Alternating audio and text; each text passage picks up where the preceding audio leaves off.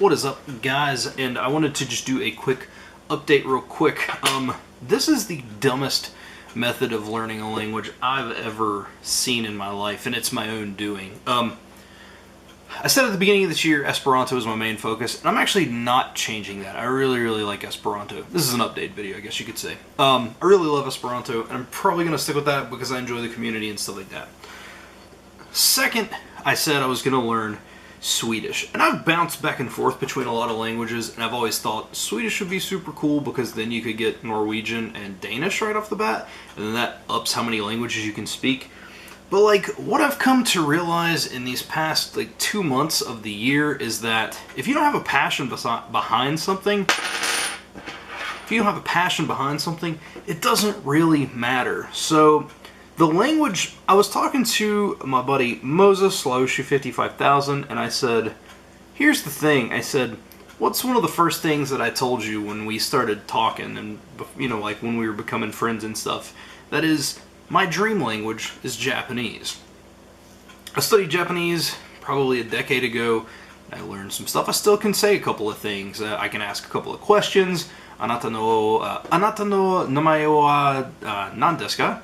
Right, I can say a couple things, or watashi no namae wa Jana-san desu.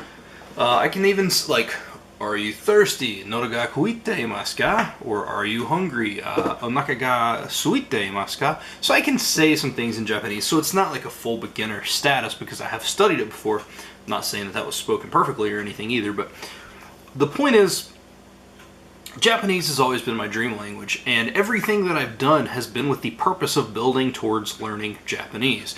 For the past decade, I've studied Spanish, not fluent, French, not fluent, German, not fluent, Vietnamese, not fluent, Esperanto, not fluent, Chinese Mandarin, not fluent.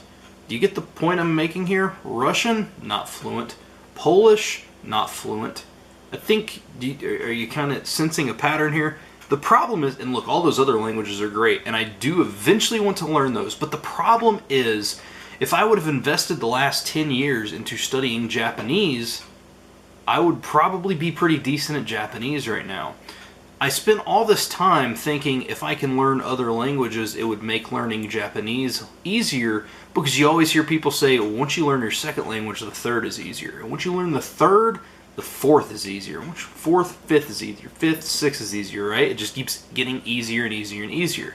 But the problem is, I never got to that point. So if I would have just taken the last decade to learn specifically Japanese, which is the language I've always wanted to know and learn, I would already be there. This got to be the dumbest method of learning a language I've ever in my life come across. So that's also why I've not really been doing updates on this channel specifically, is because I've been in that tormented stage of, what am I doing? I need to figure out what I want to do. And Japanese is it, man. I do love Esperanto. I'm still going to study it, stuff like that. But I'm going to start doing some updates from Japanese on here. I'm thinking about doing some study sessions on here, what I'm doing, because Duolingo is not available, but maybe I can do some of my writing exercises that I'm going to be doing, because I still remember most of hiragana. I was looking at some of the figures today, and I recognize a lot of them still, even 10 years later, so that's pretty cool. But some of my methods for learning hiragana, katakana, stuff like that, and just general speaking about Japanese and Japanese culture on this channel, because that is my main interest. And it doesn't matter how useful a language is. For example, Spanish in America, Spanish is insanely useful because of how many people speak it. But the problem is, and I'm not saying I'm not interested in Spanish culture, but when it comes to Spanish culture versus Japanese culture, Japanese culture is so different. Spanish is so similar to American, kind of, but I think you know what I mean. It's more similar than Japanese. So if I'm not as interested in this and I want to know more about this, but I keep putting this off, it's not good. If this is what I want to know about, this is where I need to go. So it doesn't matter how useful a language is, your desire is always going to outweigh that. I'm going to be able to stay more motivated learning Japanese because I want to, not because I could potentially use it to get a raise at my job or anything. You know what I'm saying? So, I don't know. I just wanted to give a quick update. In the next you know, a couple of days, week or so, I'll do a couple more videos talking about some of the study aids that I'm using and stuff like that. And I think it'll be cool to see me transition from complete beginner to however far I make it. So I am going to be working with, I have a buddy who lives in Japan. He teaches English over there, and he's been learning Japanese, so I'm going to be speaking with him pretty regularly. And my buddy Moses, I'm going to be working with him as well.